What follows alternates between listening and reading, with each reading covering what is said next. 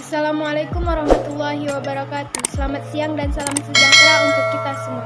Puji syukur kita haturkan kehadirat Allah Subhanahu wa taala karena atas berkat dan rahmatnya kita masih diberikan kesehatan dan kesempatan untuk dapat mengikuti penyuluhan tentang 8 fungsi keluarga ini.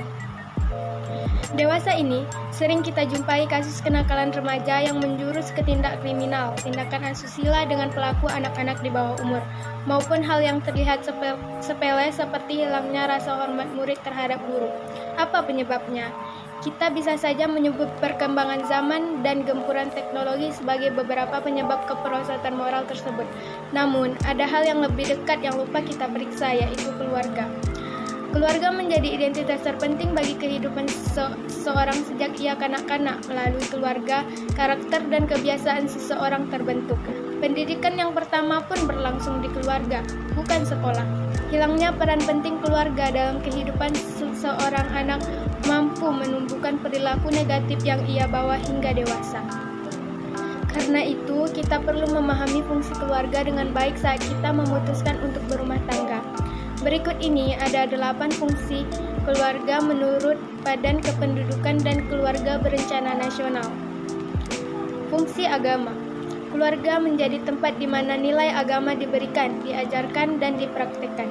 Di sini orang tua berperan menanamkan nilai agama sekaligus memberi identitas agama kepada anak. Keluarga yang berhasil menerapkan nilai-nilai agama melalui contoh dalam kehidupan sehari-hari mampu memberikan fondasi yang kuat bagi setiap anggota keluarganya.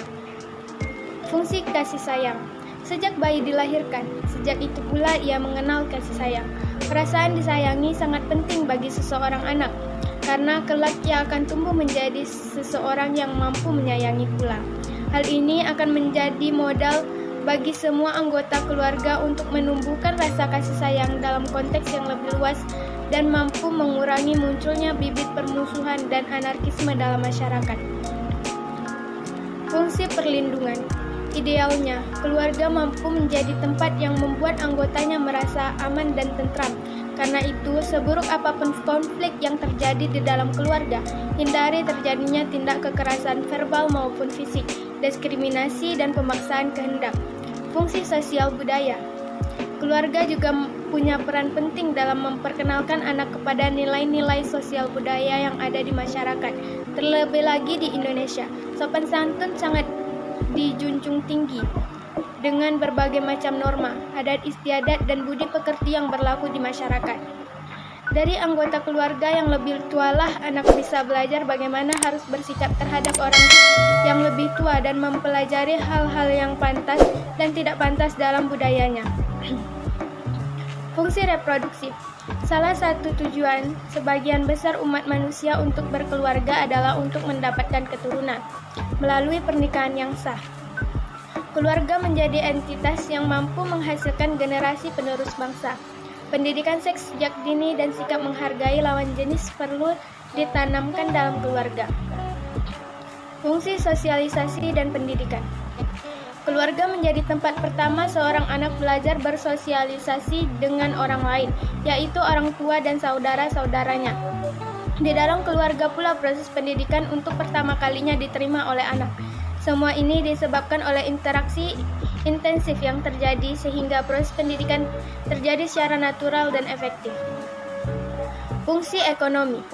Kondisi ekonomi sebuah keluarga biasanya mempengaruhi keharmonisan keluarga. Karena itu, mengajarkan anak untuk berhemat dan menumbuhkan jiwa wirausaha akan membuat mereka kelak dapat cerdas secara finansial. Fungsi pembinaan lingkungan. Gaya hidup ramah lingkungan dapat terwujud jika ditanamkan sejak dini dalam keluarga. Begitu juga dengan kebiasaan peduli dengan lingkungan sekitar seperti tetangga dan masyarakat secara umum.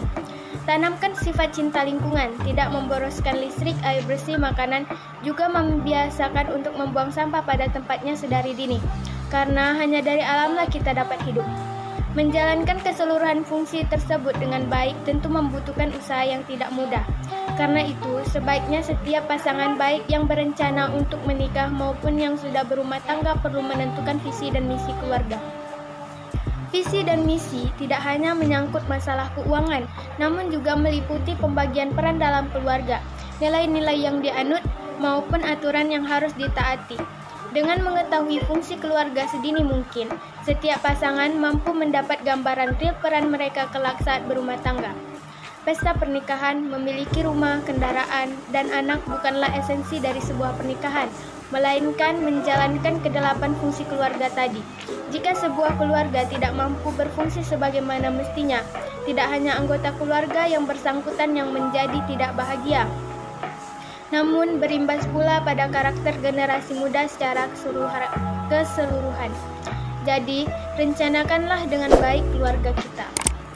Demikianlah yang dapat saya sampaikan. Lebih dan kurang saya mohon maaf. Wassalamualaikum warahmatullahi wabarakatuh.